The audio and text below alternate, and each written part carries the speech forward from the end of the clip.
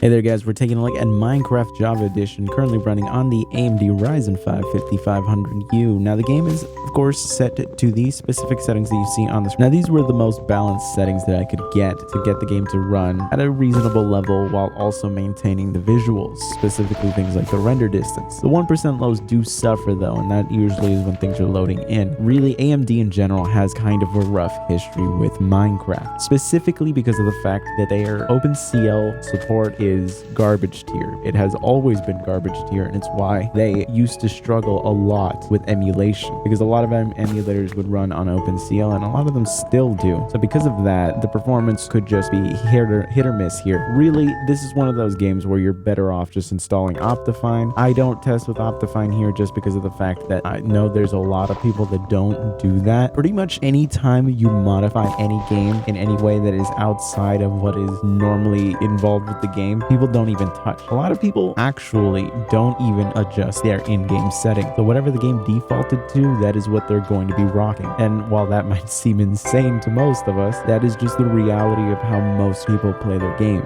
So showing you Minecraft running at the absolute bare bones stock settings is going to be the most representative for the vast majority of users. So in terms of playability, you're going to have a relatively decent experience while playing the game. It's not going to be amazing, but it's going to be very playable. And in fact, I've known a lot of people that have played Minecraft in very, very worse settings than this. It's funny to think that Minecraft at this point is so old that I actually remember being in middle school. This was around the time that Minecraft had just come out. It was pretty much a year into like development. Like the alpha for it had already been out, and like the full release was finally releasing, and people were running this game on like single core Atom laptops that the schools had just given to specific classes. So I had a friend who actually had this tiny little, like, I think they were called like Acer Inspiron, or like Acer something one. They were like these tiny little mini computers. They were like netbooks. That's what they used to call them back then. They were like computers that were like supposed to be really cut down. They were running on Intel Atom processors, and back then their Atom processors were really, really garbage. It's not like the Atom processors that they have in Alder Lake now, where they're at pretty decent levels of performance. These were Atom processors that were the most cut down thing Intel could make. And I had a friend that would play the original release of Minecraft on there, and he had to set all of the settings to the lowest possible, and like the render distance was pretty much non-existent. He had to like walk forward to be able to see what the hell was going on. And I mean, he sunk so many hours into the game like that. So getting an experience like this, it's going to be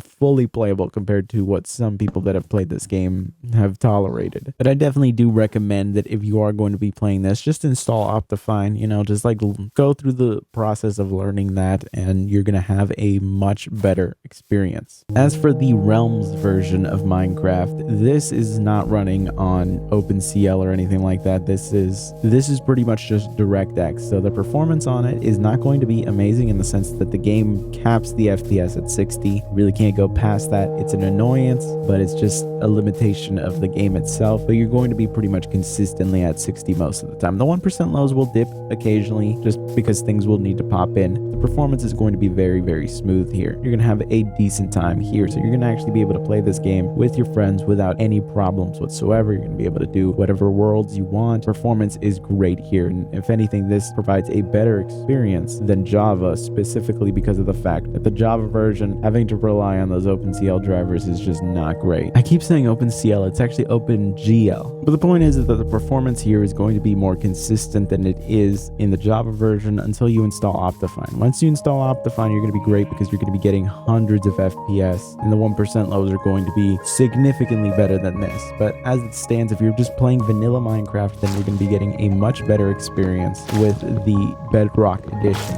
That being said though, the next thing that I do want to test out on here is going to be modded Minecraft. Now, I am not doing that in this video just because that's going to require more effort that I currently don't have the time to do right now. But I have a buddy that actually runs a Minecraft server where it uses this mod called GreedyCraft. That actually, it's a mod pack that comes with like 500 plus mods installed. It is one of the largest mod packs you can get out there. So I want to see what the performance is going to be like on that. If it can handle that, I would imagine it's going to be able to handle almost everything else you throw at it. So be sure to subscribe for that. But I hope you found this video useful. If you did, be sure to subscribe, and I will see you guys next time.